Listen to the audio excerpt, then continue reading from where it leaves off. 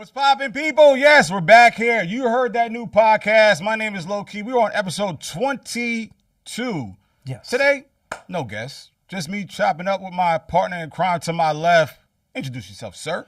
What's going on? I'm LowKey's podcast friend, Joshua Christie. Yo, easy on the desk, bro. No, I love the desk. I changed my easy on the desk. That shit was hilarious. I love it. Yeah, no, well, I'm good. You know. Yeah. Look good. I appreciate it. Yeah, a couple more weeks and those little bastards go back to school. Oh, okay. Well, you know, I love my kids. Yeah, okay. That's not how we talk about we don't talk about the babies like that. If you're a parent, yes, the fuck you do. You talk about your kids like that. True.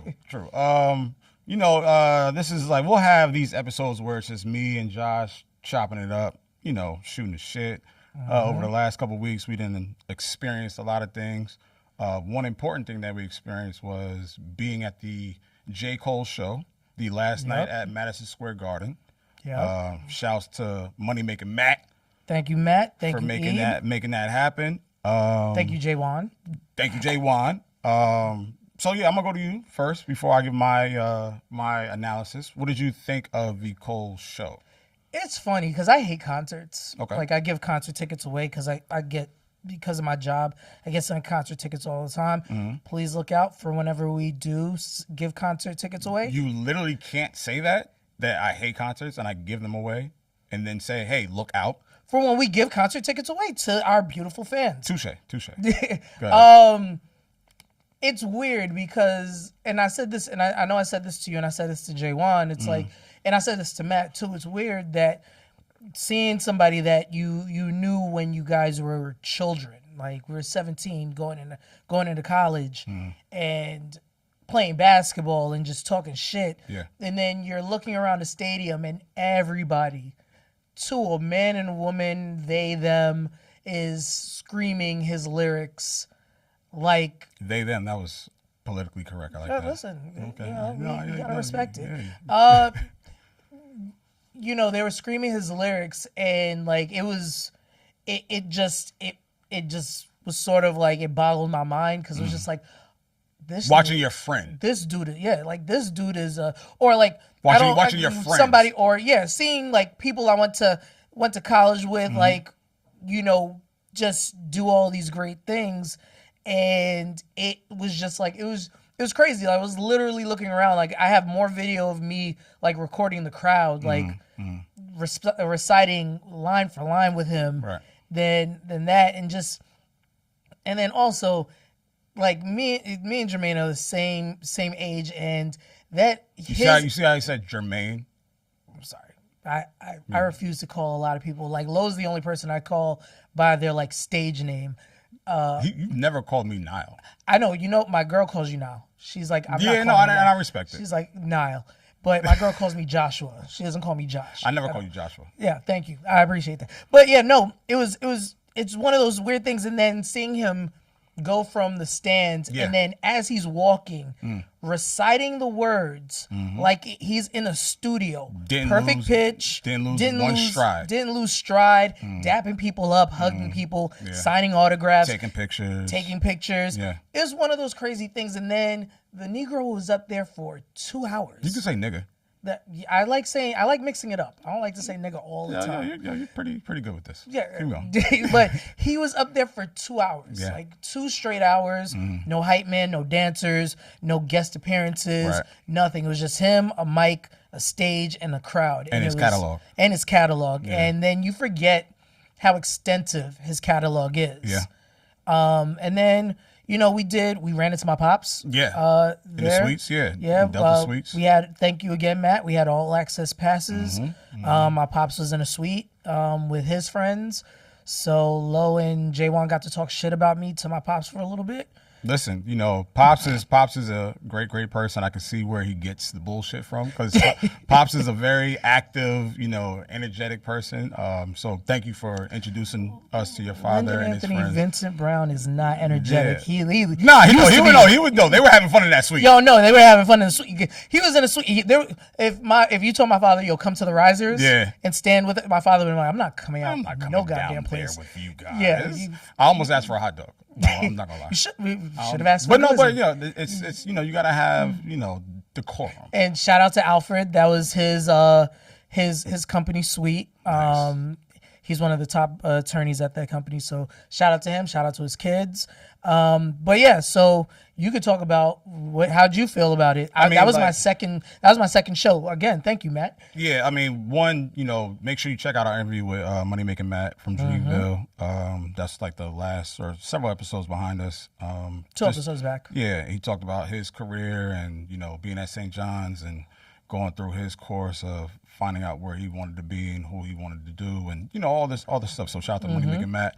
Yeah, that was my first J. Cole concert.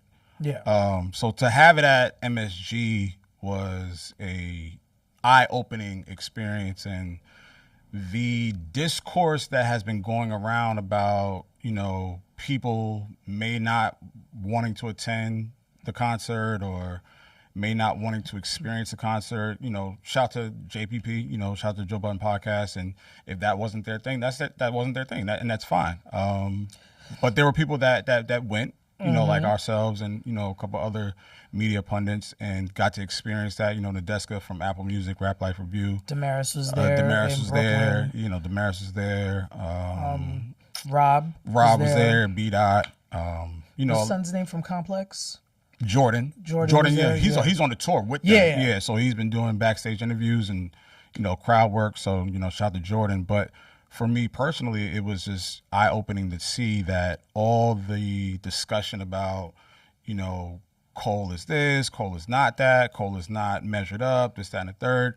When you see it in real time and you experience it in real time and you watch the work that's put into it in real time, some of those conversations do get silenced, and some of those conversations make you look a little bit, hey, how could you, or why wouldn't you? But that's to that person or whoever didn't want to, whatever the case is. And it's fine. It's fine because Son puts on a hell of a show. Yeah. I will say that. Just the technicality, the logistics, the camera work, the lighting, yes, all of that was like top tier. So aside from all of that discourse, Dreamville as a whole put on a very, very exceptional show. And he's been doing it for weeks and months at this point. And then we got to experience. Oh, yeah. Also, Low did not leave me this time like he did at the Jay-Z concert. I already addressed that. So we're not going to go back to that. But shout out to Rob and shout out to my man Trav, who always get on me about that. But we went downstairs with Boss. Yeah. And they had a whole, curated creative studio, makeshift. And J1 went down there and was, doing, vibing out, doing what he was doing. So that whole experience for me was fun to observe and be in the moment. Yeah. And just to see how much they care for an experience. And obviously, a lot of people didn't get to go downstairs, and we were running around the whole arena. Yeah, so, it was us, Dennis Smith Jr. And some other people. Dennis Smith Jr. is one of the nicest people in the world. He was super dope. Hella fun. It was good. And then I was back there. I was talking to Matt. I was talking to Derek about their plans for the music, because being a music supervisor, they were just like, what can we do, or they were telling me next steps on what they were trying to develop there. Right. And from what they told me, there's going to be a lot of stuff coming from Dreamville. It doesn't stop now that Cole is probably going on a bit of a pause. He's just... Cole is still actively working, producing, giving feature-wise. Features, body of work, we might not get that for a couple years or, however long, whatever the case is. But to watch that Dreamville is still very, very active. Not like they ever weren't. Yeah. But to see it in real time. But they have a squad. They have us. They have PJ. I don't know who the guy was on the bass guitar. That was just that's just they just have engineers and producers back there that singers, fucking lyricists, people that I've known in the blogger were down there, singing, harmonizing, doing melodies. J1 is writing. I'm sitting next to him. I'm like, yo, get in there, have fun with it. And, they have a very big respect for J1. Yeah. So, J1 met Cole and had a conversation with him. So that was dope. But just to have that kind of experience for my first experience with Dreamville and J. Cole as a whole was a very, very eye-opening thing. That was super to dope. see. And I appreciate the hospitality throughout the entire camp. So thank y'all for thank you everybody. For allowing us to be a part of that. What else you want to talk about? So we have it's a lot going on. We have the journalistic conversation about who's the journalist, who's not. We'll get into that later. We can talk about the sports shit. It's a couple months till the Knicks get back on the court. James Harden just signed his. Have you prayed to your Lord and Savior, Jalen Brunson? Here we go. Let's talk your shit. Talk your shit. Hey, listen. There's been a lot of discourse. I see it. I know a lot of Knicks Twitter hears it. I don't give a shit what any of these other teams do. They got to come see us on the court. Starting October 20th, when we do ring night, and hopefully we're doing all 3 banners. We're going to do the in-season tournament banner. We're going to do the Eastern Conference banner. And we're going to do the NBA Finals banner. I mean, the only banner that matters is the first one after do 53 years. I don't want to see, in tournament season banner. Hey, cool, listen, y'all got it. The trophy's there. Do it. Eastern Conference Final. Yes, we got it right there. The trophy's there. I'm going to be at that game by hook or by crook. I don't know how I'm going to do it. Listen, if your father had that suite up there. My father did not see. No, he's going to see this. Your father's company. My father's friend's company. Okay, all right. Because my pops is going to see that, and he's going to think he's hot shit. Not too much on your father. Not too much on your father. I get it. He's going to think he's hot shit. Right. And then he's going to be like, ha. And all his friends are going to think he's hot shit. No, he did not have that suite. I love him, but he did not. Pops Josh. Papa Joshua, you hot shit, my guy. You hot shit, my guy. He doesn't need us to tell him. He believes. That's how his son thinks. My father is a Trinidadian man, and all Trinidadian men come out thinking that they're hot shit immediately. But I'm going to that game, and it's gonna be a fun one. Yeah. Like I told you, we're gonna play the Sixers because the NBA champion plays the new hot team. Mm-hmm. So last year, it was the OKC Thunder and the Houston Rockets. Gotcha. The year before it was the Boston Celtics and the Knicks. Mm-hmm. And the Celtics smacked us by like 50. Right. Last year was one of the best games I'd ever seen. Right. I think they went to like double overtime that game. Mm-hmm. Hopefully this year we just smack the shit out of Philly. But I think this NBA season is going to be good. It's going to be fun. Let me ask you a question, because obviously diehard Knicks fan, and I'm sure that people that watch us are diehard Knicks fans, and whatever the case may be. Do you think? Because I've seen a lot of discourse on this. Discourse is our favorite word. Keep a counter of how many times he says discourse. Yeah. I gotta get a new word. But do you think that after all the hoopla and the celebration and the razzle dazzle has worn off, do you think the Knicks championship is being diminished? It is. Everybody keeps saying like just downplayed. Listen, again, I think they diminish everybody's championship every year. Like I think it's a little bit more on the Knicks. It's just because everybody most people hate the Knicks because Knicks fans, we're obnoxious. Extremely. We are extremely obnoxious. But y'all deserve the right. This year we deserve the right to be obnoxious. As with any other team that has won a championship. Except for the Cowboys. Sorry, Justin. The Cowboys are extremely obnoxious and they haven't won since like the 80s? No, 90s? Since Clinton was in office. Was in office. Yeah, 96. Okay. I want to say 96. All right. I could be wrong. We are extremely obnoxious. We're New Yorkers on top of that. Yep. So New Yorkers are obnoxious. And so everybody wants to diminish what we did. We didn't play any real competition, blah, blah, blah. Right. But we were supposed to get smacked by everybody we played. Yeah, absolutely. Everybody was supposed to smack us. And we ran through everybody like it was nothing. So I do not want to put a prediction yet on how the season's going to be, but I think it's going to be us in the Eastern Conference Finals.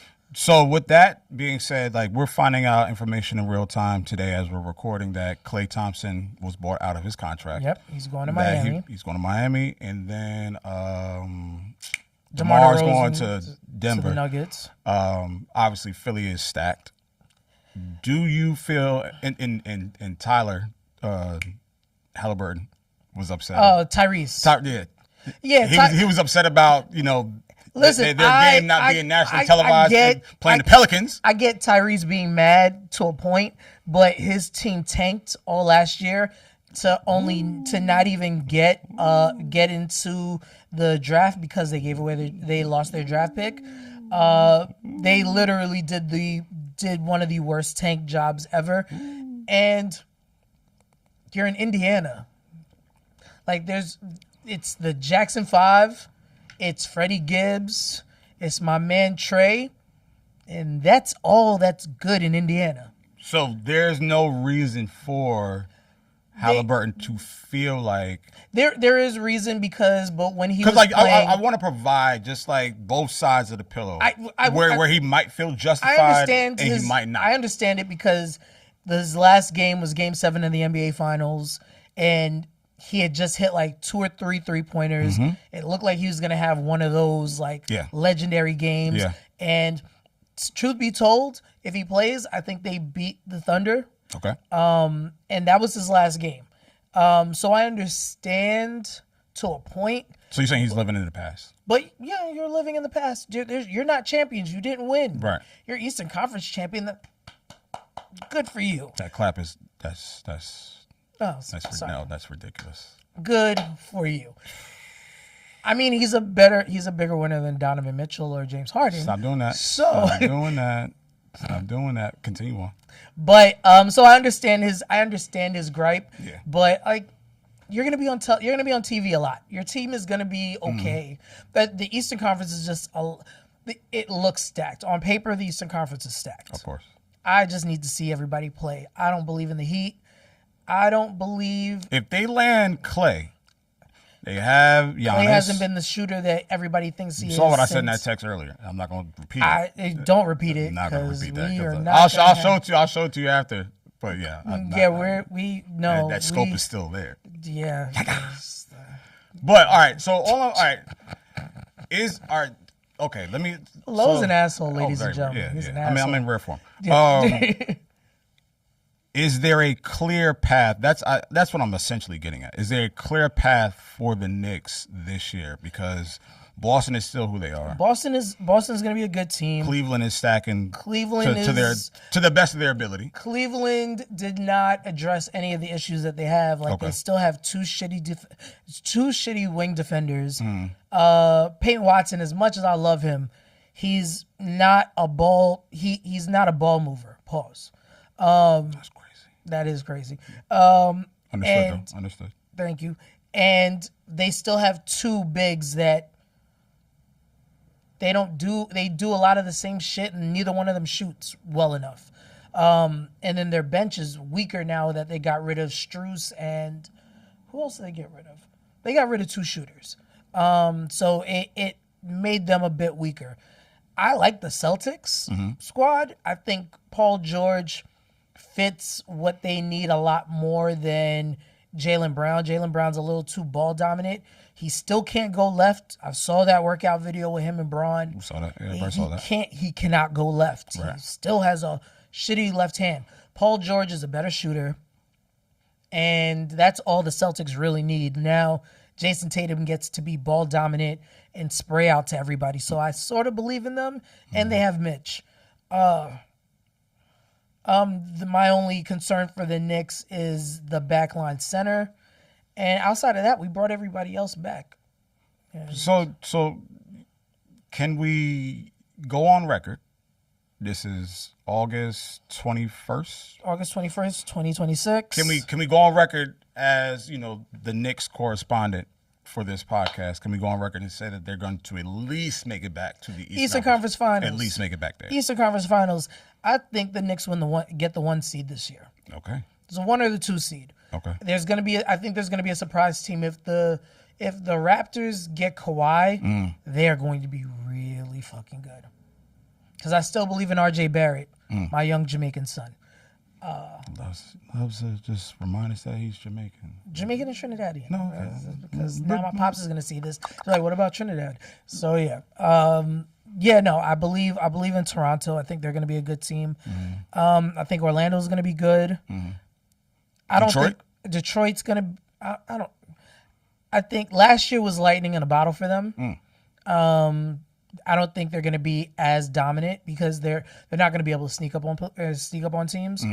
And then honestly, I don't think Miami's going to be as good as everybody thinks they're going to be. So you're downplaying if whenever Klay, this comes out, if Klay, Bam, Andrew and Giannis, Wiggins, Andrew Wiggins, and Bam and like they have. If that team is constructed, that team isn't constructed well. You have two dudes that play in the same areas. Yeah, and. You have two dudes that play in the same areas. Yeah. You don't have a really strong point guard. Yeah. And you have shooters. Like Klay isn't what he used to be. Don't. Like Klay does not have the burner like he used to have. Klay can still. He can still shoot. Yes. He's still a sniper. He's an above average shooter still. Okay. But he's not Klay Thompson anymore. He's Clayton. If that's his full name, I don't know. So when he lights up the Knicks in the Garden, he hasn't lit up. Let's go back. I'm saying, if he lights up the Knicks in the Garden, let's go back to this footage when that shit happens in October or November. And I'll do a mea culpa, sure, but I doubt that's gonna happen. Okay, all right. So that's it for our. You heard that news. Sports. James Harden, keep getting that bag, boy. You not worth $500 million, but woo.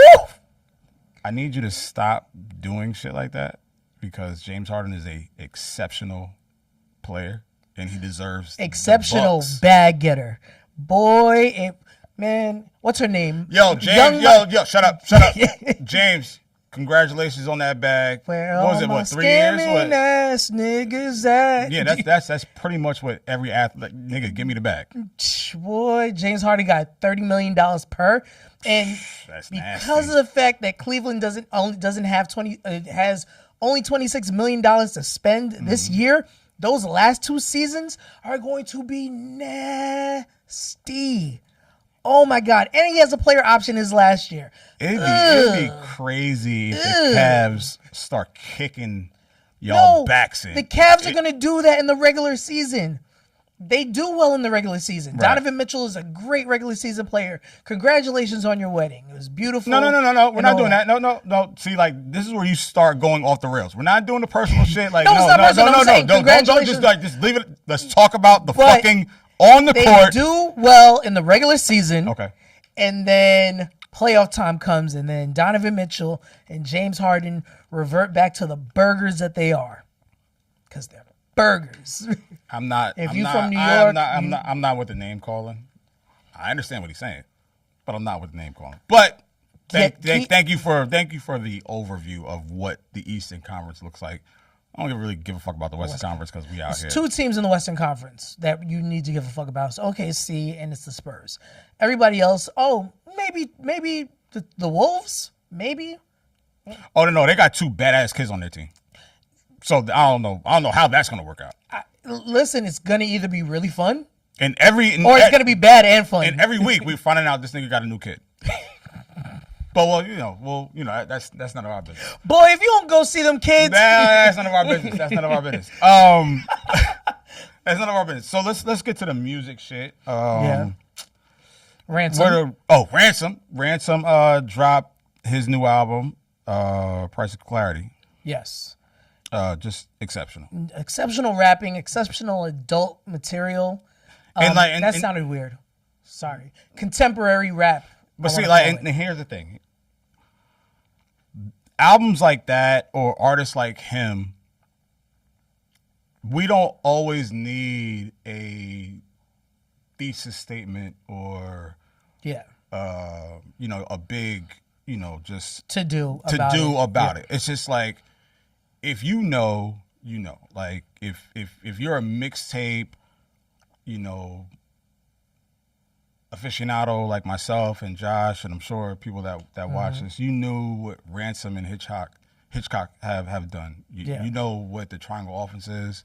You know what the A team is, right? If you know, if you follow, and you understand the ability, the progression, the trajectory of what, Ransom and Joe and Stack and Hitch RP and Stack. Fab and RP Stack.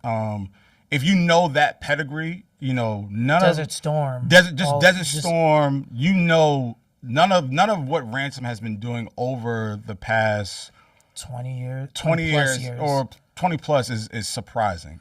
Even looking at what Banks has done. Yeah. Or like, Freddie Gibbs. Before we even get into anybody else, I want to say like listening to Ransom, like just seeing the growth over the years, like where Ransom was years ago in the content, and just seeing the progression of where he is now. And quietly and as quiet as kept, not making a big to-do about... He don't tour. He don't want to hang out with none of you niggas. And the thing is, it's not a thing of like him knocking on the door of people that don't fuck with him or people that don't understand that. He sticks to his core. He sticks to his core. He's quiet. He has his lane, and he understands where... He has intent of where things are going to land for the people that love that type of rap. Yeah. And that's a sector of hip hop, that's a sector of music that people exist in, and that's fine. And it's fun to watch people get exposed or to discover. Yeah, people now discovering him and being like, and enjoying the rap. Yeah, and then you got people like, Nick Grant's on that project, Young Chris, Freeway's on that project. All exceptional rappers that have also been doing their things quietly and on their own. So, this is not like, an ode to or a letter of, whatever. It's just like, that's a fire album. Y'all niggas go touch that. Y'all understand what that pedigree is. Shout out to my guy Stone Marley. But yeah, that Ransom album is just it's phenomenal. It's just fine wine. And we don't need to go too much into it. Just awareness. Listen to and enjoy the raps. Yeah, it's just and awareness. Ransom ain't even here. He's on some island enjoying himself. Always. Yeah, just every time I look up, the nigga has the wife beater on, healthy as fuck. He got a margarita, or he's eating salmon, or whatever the case is. That's a man that just knows what he likes, what he wants, and what he wants to deliver. Comfortable in his own skin. Yeah. Comfortable with his art. And that's it. Enjoyable. So yeah, shout to Ransom. Price quality is he'll be clarity. I'm sorry. Price of clarity. We'll eventually get him when he's at some point, whenever he's gallivanting whenever he's ready. Let's get to it. So the big conversation this week is JC on. Who? JC on? JC on? The rapper? Oh shit, the game show. Oh yeah. All right. Last night. Documentary 3. Game put out a phenomenal album. Sat with it today, last night. The one thing, I tweeted this out before I came here. The one thing we can't have in question with the game is that he's a phenomenal rapper. Yep. And the way he, paints stories and, double entendres, metaphors, similes, this, that, and the third, whatever the case is, how you like your rap, he does have that. And he always has had that. Yes. And the production, the Mike and Keys, the Cool and Dre's, so on and so forth. That's all there. Yeah. And we'll never deny, diminish, disrespect. I hear a butt coming along. The butt is what everybody pause. But the butt is what everybody thinks about the antics and the presentation of how he presents or how he has these moments. He had a great moment at Versus with YG. The drinking, whatever. That's game. Like game is. Did he have was it a great moment? I looked at that game moment as him having reassurance of the flowers that he deserves. And what I mean by that, I get what you mean. Yeah. And then what I mean by that is one could argue, and I was talking to my man Soup from Columbus, Ohio earlier today. What I mean by that is sometimes I would think he feels like he's left out of certain conversations. I think he always feels that way. Yeah, we could argue that he's left out of certain conversations, and the Super Bowl, the pop out, whatever the case is, whatever that could be the general scope of our observation about him, and that could build resentment. Resentment, yes, thank you. That could build resentment for a person like him who has a big personality and who doesn't shy away from controversy, who doesn't shy away from echoing his opinion or his feelings or wearing his heart on his sleeve. Yeah. But what we can never do is look at his catalog and second guess the ability to make good, foundational raps. Yeah. We can never second guess any of that. And I think that was heavily reminded for me. I'm not speaking for Josh. I'm not speaking for anybody, that watches this podcast. But, when I listened to Documentary 3 last night and today, there was just a lot of reminding of even though the shots at GNX and Kendrick and whatever that is, that's not for us to speak about. That's political shit. That's whatever that is. I'm gonna touch on you that. Pause. You can, pause. But me just speaking about the music, I believe that there's no essence that has been lost. There's no skill set that has been lost. Yeah. That's how I feel about listening to that album. Yeah. I'll say this, Game's always been a really, really, really good rapper. Right. He raps his ass off. He's a chameleon. He can rap like anybody. He can do any style. He can get on any beat and he will sound great.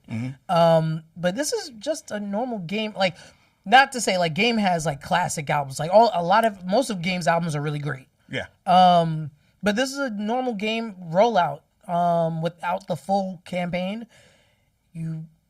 I think this album deserved a campaign. It did. I definitely think this album deserved a campaign. I think though that Game is one of those artists that can do a out of the blue drop for an album. Of course. There are very few rappers that can actually do that. He's one of them. Right. But the antics, I don't really think the shots that people are talking about are really shots. It's him it's wordplay. And it's game being game. It's game being game. Right. He has to mention names or mention events allude to things in order to get the people going. Yeah. So absolutely. I mean, absolutely. Again, I don't think it's. I think if I'm Kendrick and I hear it, you just laugh and then you go back to drinking your green tea and you go about your day. It's not. I know he would probably look at it and be like, "Oh, that's a good bar," or he could have written that bar better. I didn't hear anything substantial enough to. People are reaching at this point. Yeah. I didn't hear anything substantial enough to get Kendrick out of whatever cave or wherever he's at to perk up and be like, "What you meant by that?" And Kendrick is not one of those people that reacts. He's calculated. He's a bit of a psycho like that. He's just all right. He takes note of things. Game is a very reactionary. Game is an obvious psycho. Yes. Kendrick is a closet psycho. No. Kendrick is a no. What I mean by that, Game is obviously baiting and saying, key things or terms or innuendos that would make you think oh, this nigga's really off his rocker or whatever the case is. But the music is good and the lyrics are dope and the production is all this other thing. But when you look at Kendrick, you're if he's listening to it how we're listening to it, there's that wheelhouse of psychotic shit that's I might if I wanted. That's the closet part of but I'm because I know what this might be. I know what this is. I know whatever it's an album. I'm not bringing my gun out for this. And it's one of those things. And then also I think I understand Game's frustration. You go from being the one, and then now there being a crop of dudes, and but this a lot of this is to your own detriment. Yeah, a lot of this is done on his own accord. But I understand the thought process. Yeah, like, of course, yeah. One thing I love about music is how everybody has a different answer when you ask what songs shape the culture. That's exactly what the Sprite Living tracklist is built for. It brings together 50 tracks that help define hip-hop, from classics like Cream and Rapper's Delight to newer moments like March Madness and TGIF. The best part is that lyrics and titles from those tracks extend to limited edition collectible packaging across Sprite and Sprite Zero sugar bottles and cans. With stories and breakdowns behind the bars, check out the full Sprite Living track list through the link in our show notes. Play it, debate it, collect it.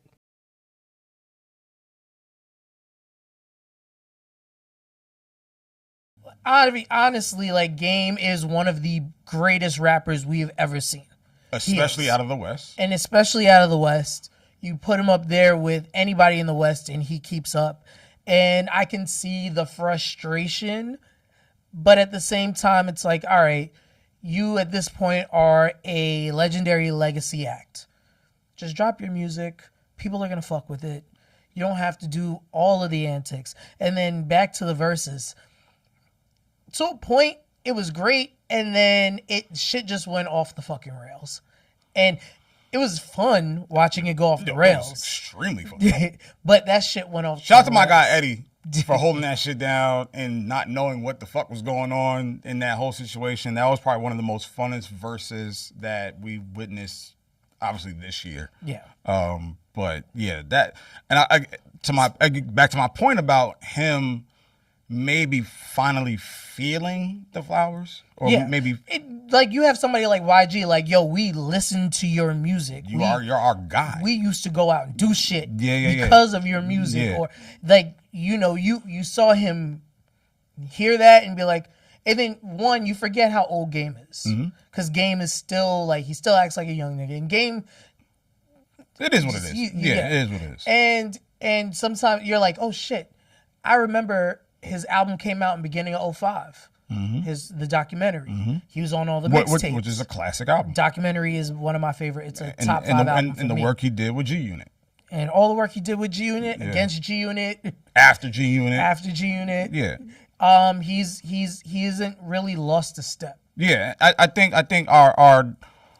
think disdain might be a harsh word, but I think our disdain with Game's existence and Game's, that's a bit harsh.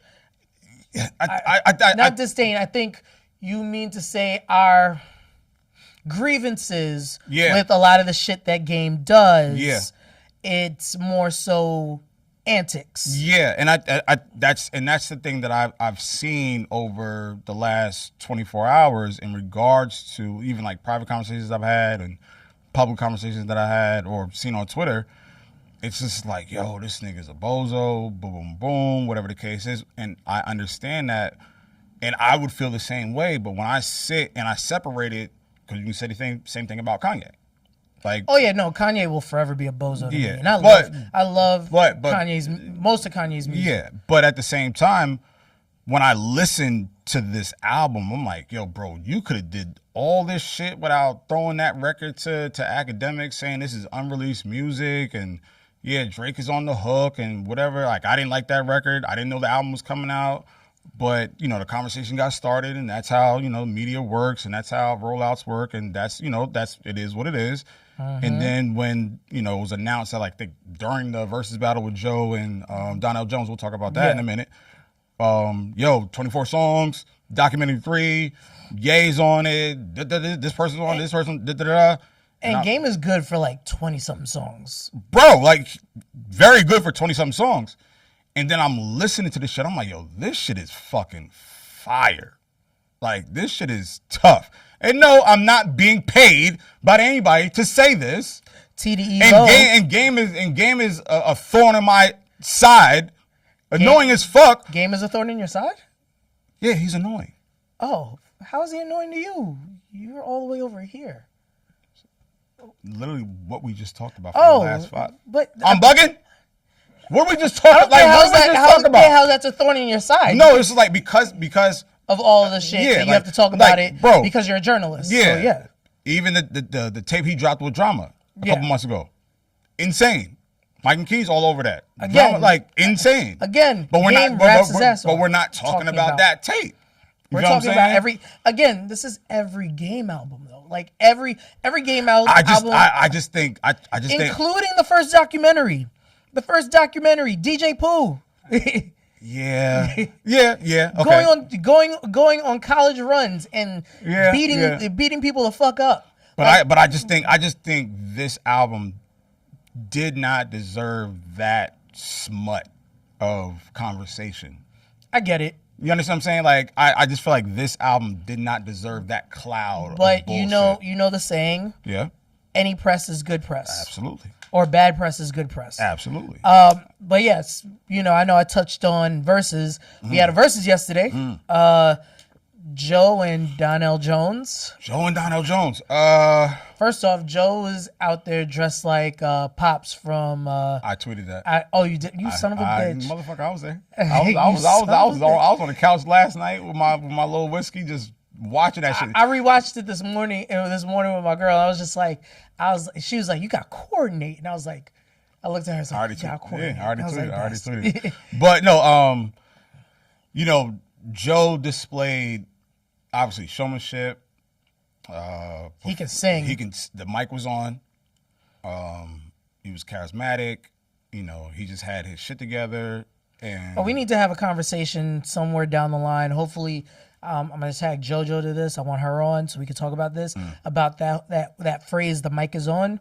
She just posted something about that, about live auto tuning and all of that I've always thought about. Well, yeah, Joe wasn't auto tuning. Yeah, no, I know Joe wasn't auto tuning. Yeah. A lot of the older acts don't do that.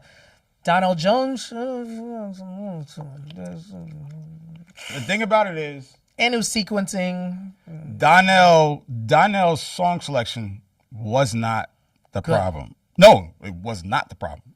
Because like I was live tweeting as I was watching it, and I was like, yo. The biggest issue is like it's not his song selection. It's not his sequencing. It's the fact that it doesn't sound like you sound checked. It doesn't sound like you rehearsed. It doesn't sound like you put much into the performance aspect of it. Yeah. Joe checked off every box known to mankind when it comes to a Verzuz. The guests. The vocals. He did Big Rich Town. The nigga brought out, and shout out to my homegirl, Nika NY on Twitter. She was like, yo, if this nigga brings out 50, it's a wrap. I think about 10 minutes later.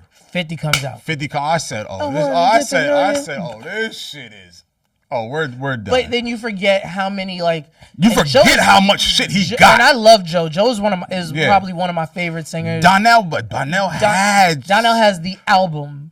Donnell left a lot of shit on the table. Mad shit on the table. Where I'm just sitting there, I was watching it this morning and I was like, why didn't But I was like, and then I know I put together a list and I was like, but he didn't do this, he didn't do that. And then I know he wrote this. And then he brought out 702 and they didn't sound. Brought out Coco. I mean, no, 702. 702, yeah. But with Coco Jones. Yeah. And it's just like, they don't sound like. Then Joe had to bait him into doing It's So Hard. Because he did Still Not a Player. He was like, yo, I'm going to do this, so you do that. And it's like, yo, bro, now he's dictating your show and this, that, and the third. I'm just like. It was a mugging. It was a mugging. Bro, and then a lot of us were calling it because, I'd seen there's a whole thing of people showing Donnell Jones performing for the last couple of months and how bad it sounded. And a lot of people were saying the same thing on my timeline. They was like, yo, if you've been paying attention to Donnell Jones over the past couple of months, this is not surprising. It's rough. This is not surprising. But you would think that there would be a little bit more effort put into a highlighted stage of this stature. I don't think it's the effort. I think it's the ability. Yeah, I don't know if you have the ability to These songs came out 25 plus years ago. But, like you're older. But Joe was just like, Joe is on it. Joe is a consistently traveling act. Like he tours, damn near almost every year. Yeah. If not every year, he's at least performing 10 times a year. Yeah. So at least more than that. He's constantly using his voice. So would you say using the instrument? Yeah. So would you say to that notion? Would you say that this was a bad decision on Donnell's part? No, because he's still gonna get the streams and people buying his music, which is the ultimate thing. And then, because the conversation was not about Donnell's music per se. It was his performance. Yeah. His music is great. Like he's phenomenal. He's one of our writers. Like I said, better writers. Better, song structure, production, whatever the case is. And that's what I said. I'm like, it's not his song selection. The performance. Yeah. And I think that can deter. I think it was good for him because you get to enjoy the fruit of your labor, so to speak. Like you have a huge company like Apple bringing you in. And shot the Complex as well. Shot the Complex and Verzuz and all that. My one caveat is that crowd. We got to do something about that crowd. That crowd is... No, I don't think the crowd... No, hold on. I don't think the crowd is the issue because when you had Game and YG, that crowd was up. When you had...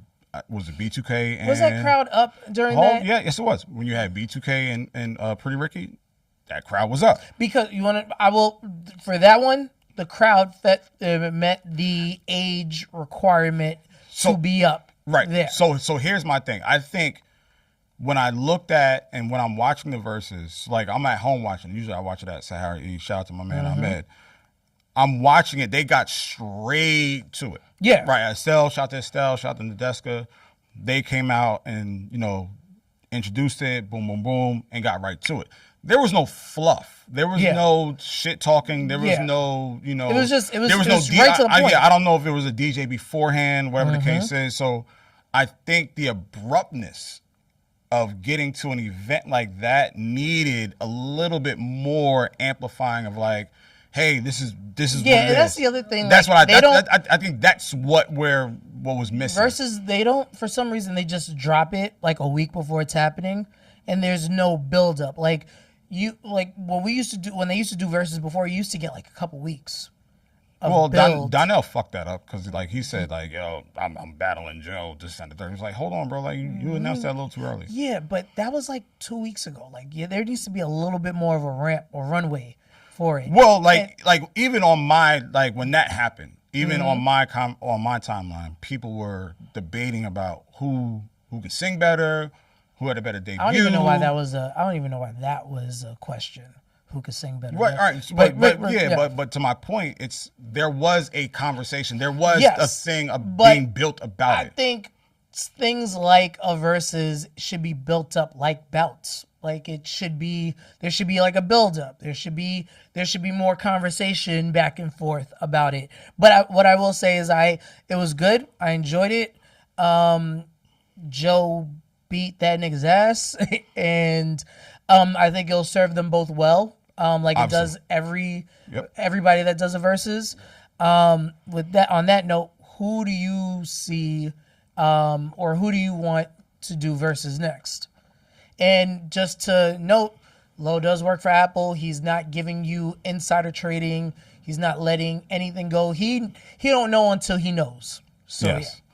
Yeah. Now go tell these niggas what's happening next. No, I mean, I would like to see. I mean, the last two have been R&B. Yeah. Last two? No. No. Oh, I'm sorry. All right. Last one was Game and YG. One before that was B2K and Pretty Ricky. Mm-hmm. One before that was French and Ross. One before that was Mike Will and Hit Boy. Hit Boy. I would like to see which was another ass kicking. I would like to see another rap, battle. Mm-hmm. I would have loved to see, a T.I. and 50, but T.I. obviously said, I have no business on that stage. I'm not going to do that, whatever the case is. I would like to see a blog era battle. Who in the blog area would you like to see?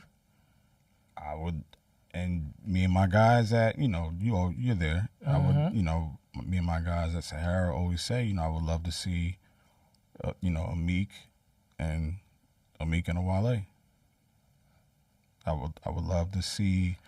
You hear it first, ladies and gentlemen. Meek. No, like I don't fucking like. I don't. No, I know. I don't know. But I would love to see, because those two, one, deserve their flowers. Let's just table that.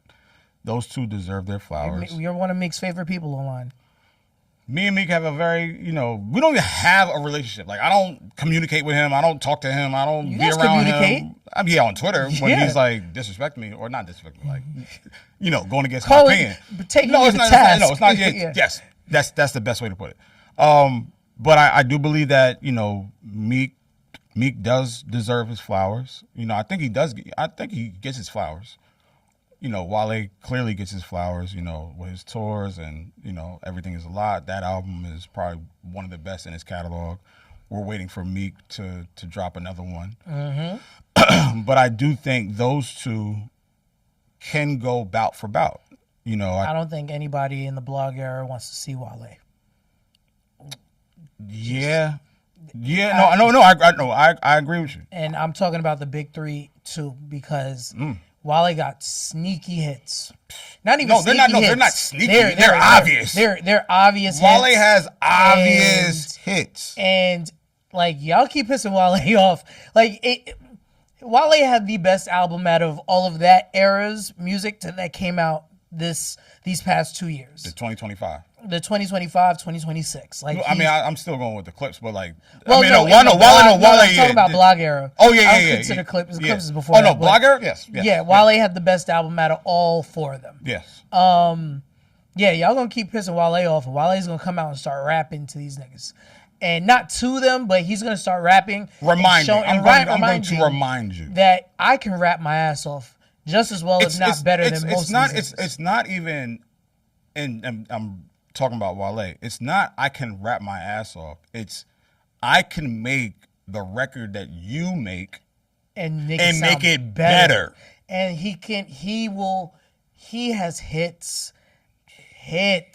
Like, I don't think, and it's still making hits. I think Drake has bigger hits than Wale. Yes. But I think Wale has a big, outside of They Not Like Us, I think Wale has bigger hits than Kendrick.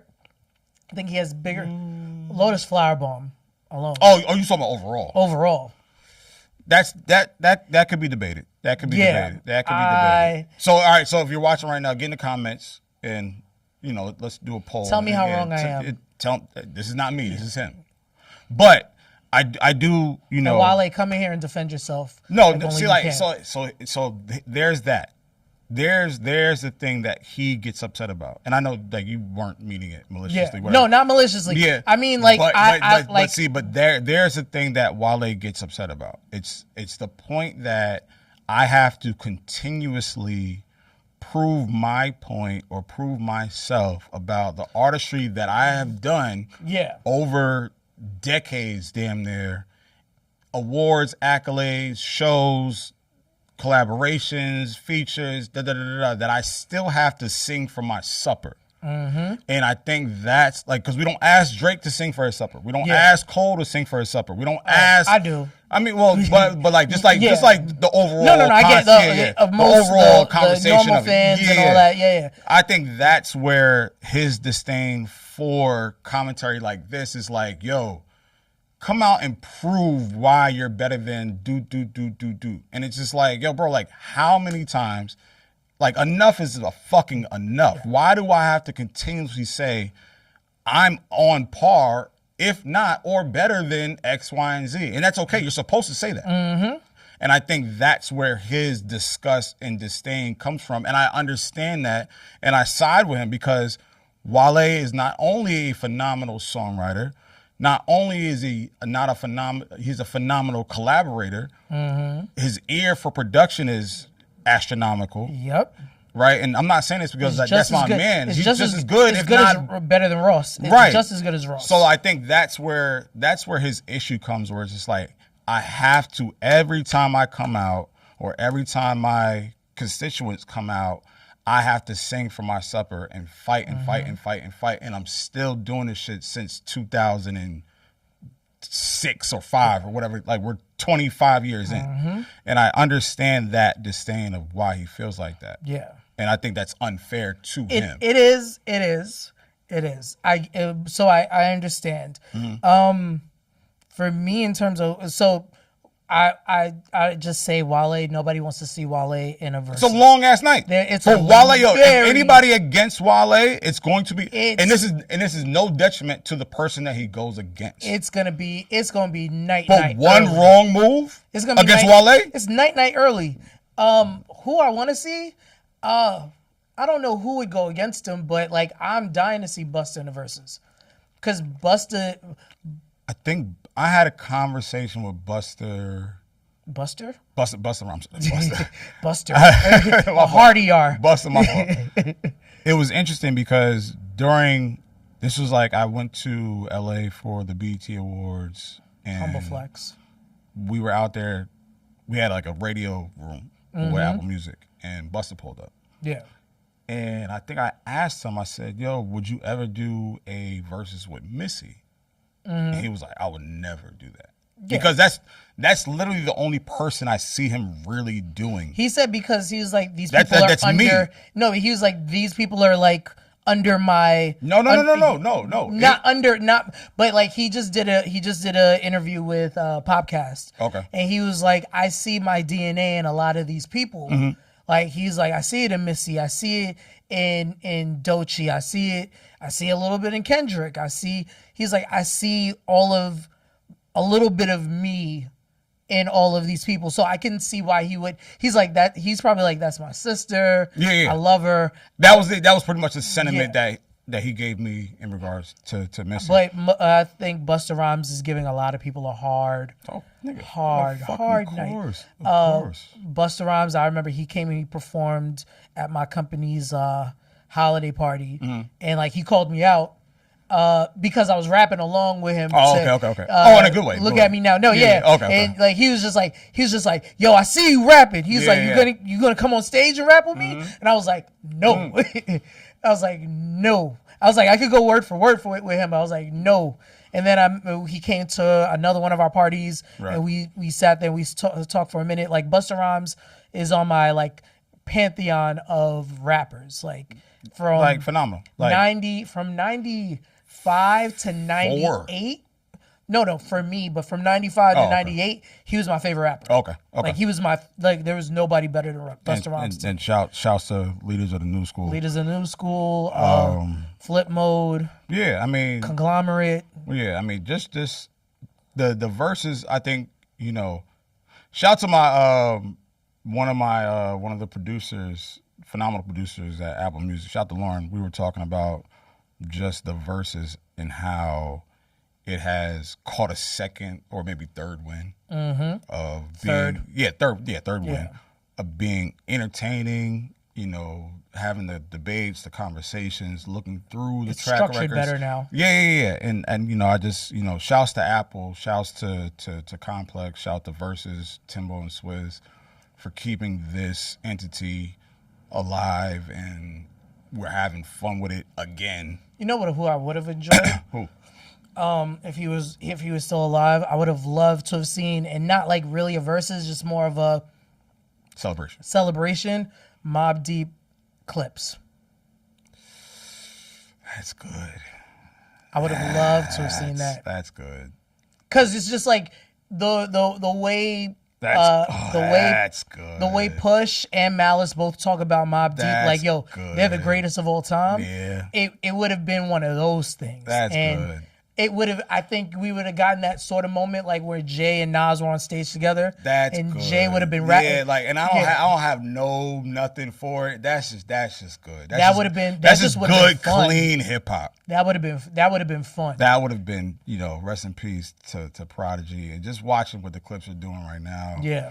Malice. And if Prodigy was around, we would have gotten another Mob album. We would have gotten another Prodigy album. That's fucking good. That's That one is one I've been thinking about for a while. That made me settle down. That's just fucking good. But before we get out of here, I want to say to the obvious conversation that has been circulating and from different pundits, shout out to Wayno, shout out to Rob, shout out to Somya, shout out to Ebro, shout out to Ack, shout out to Glasses. I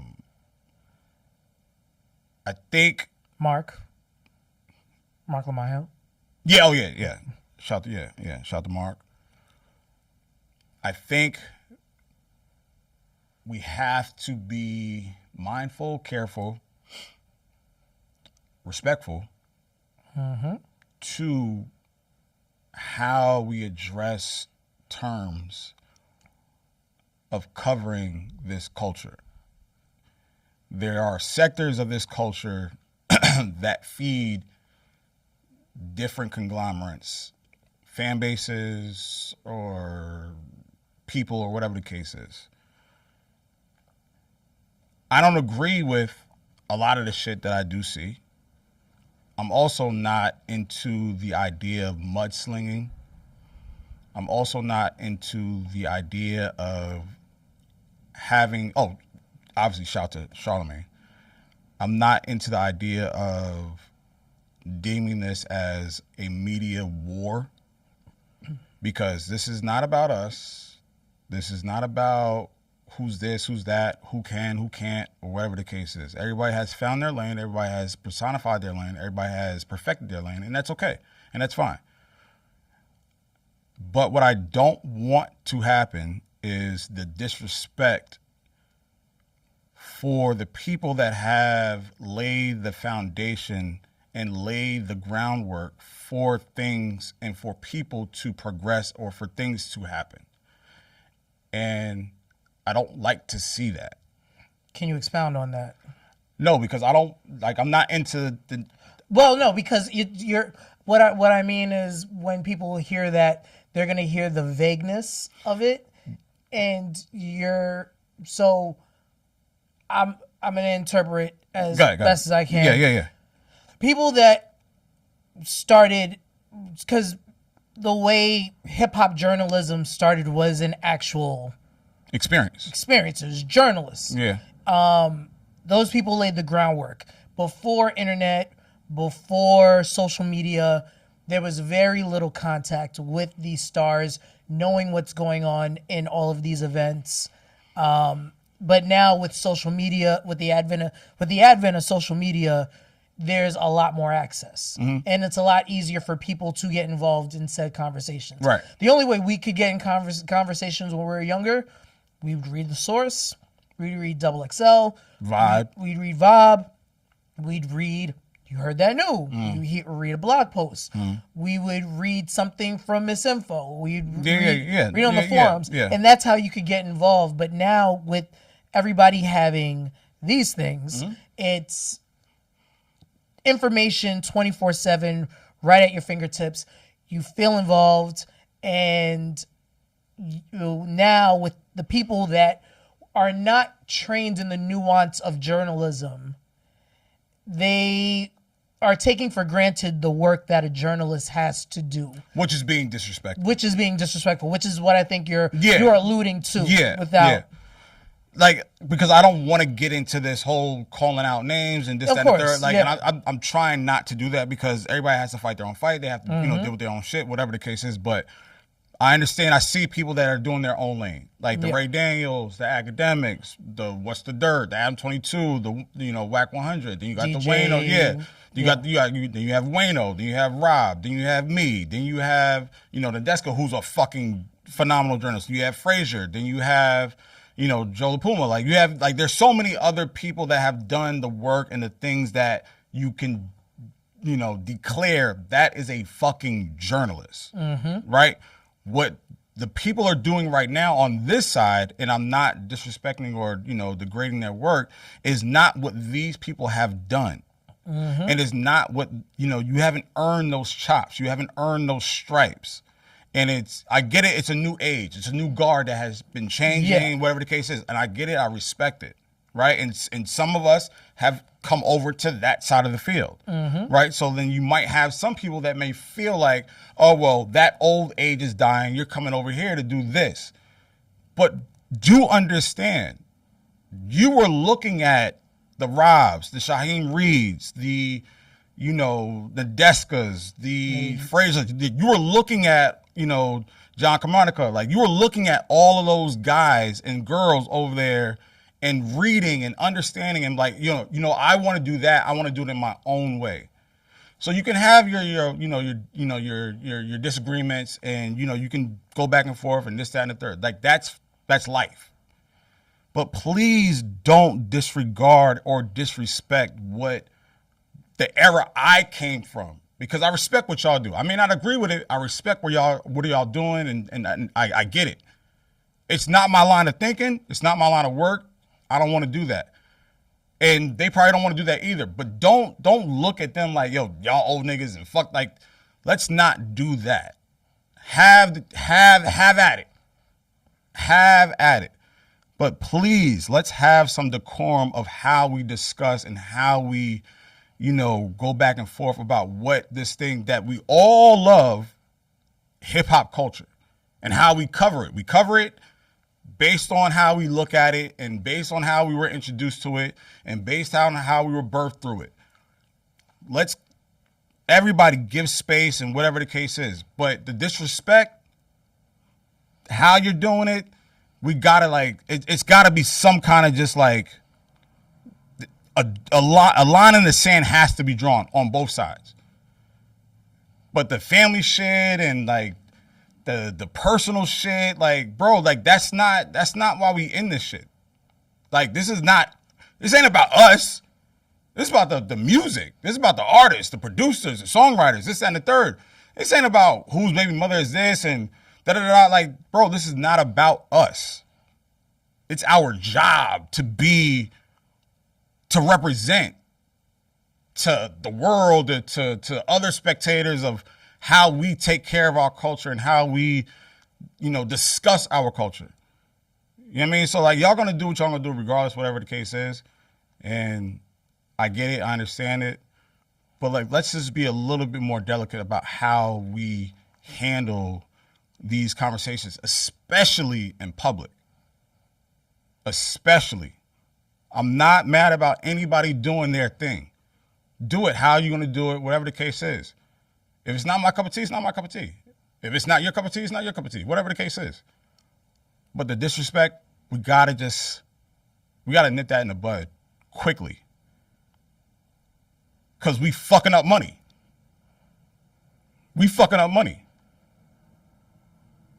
And that's it. Jesus, the Church of Low. Hallelujah. I just want to say, just real quick, there's a difference between aggregating and actual journalism and having journalistic integrity, and to judge the two on the same level is a bit myopic. And everything Low said, I agree with that, nigga. If you got a problem with it, no, I'm playing. Low's right. Low's been doing this for a long time, and nothing else for me to add. Yeah, like, I'm not trying to fucking start a civil war. It's just like, bro, like, my nigga over here is doing his thing. Like, shout out to Rob, shout out to Wayno, shout out to Charlamagne, shout out to Ebro, shout out to me, shout out to Nadeska, shout out to, Elise. Like, there's so many people, and Ack is doing his thing over there. What's the Dirt and Flacco and all the niggas, they doing their shit over there. Like, we all can live in room and glasses and this, that, and the third. There's more than enough money out there for everybody to be happy, stay out of each other's lanes. There's no need for the pop shots. There's no need for the name calling. I'm gonna pull up on you like this, that. Like, bro, like, let's you cover it how you cover it. I cover it how I cover it. That's it. And that's cool. And a lot of times, you don't always have to be first to a story. You just need to be right with the story. And that's what a fucking journalist is, bozos. This is episode fucking 22. You heard that new podcast. My name is LowKey. You can find me on LowKeyUHTN on Twitter, Instagram, and TikTok. Rap Life Review every fucking Wednesday. Check out my interview with Chance the Rapper doing journalistic work, covering his coloring book 10th anniversary at Summer Stage in Central fucking Park. And then Josh, go ahead, my nigga. Yeah. Fuck. He's low is what do people call it? Performative. It ain't perform. Also Roy Mal doing their shit. Like, no, like this is Roy Mal, Damaris. They doing their shit. Like it's everybody's doing their fucking shit. Like we're out here making, like, having interviews, talking to people, going out to the field, going out to these concerts, doing what the fuck we have to do. Everybody is in their space doing it the right fucking way. It don't have, like, pick a side. Like, nigga, it's the media. What fucking, like, nigga, what's, this ain't Bloods and Crips. What the fuck we doing? Aggregators and journalists. I don't like it. I just don't like that. And it's not fair to either side, because get your money, do this, do that, whatever the case is. Bro, like, what are we doing? Can I just say, because in order for certain, this is gonna sound meaner than it actually than I wanted to come off. For certain people to make the money that they need to make, they need to conjure up these issues, and they need to aggregate. They need to agitate, in order to get folks riled up. I think it's pretty stupid. And again, some of you guys are the young niggas now. It ain't that long. You're gonna be old. You're gonna be old way longer than you're young. And soon enough, you gonna be, and dog, you 35. You're old. Somebody's gonna be calling you the old nigga soon enough. And them dreads and them braids and all that ain't gonna hold you and make you look younger for too much longer. Anywho, enjoy that. Low is aggravated. There's gonna be a time where we're gonna do an episode where I'm gonna be Low's thoughts, and we're gonna have fun that episode. And take us out. This is You Heard That New. Sounding off. Have a good night. Thank you. Tired of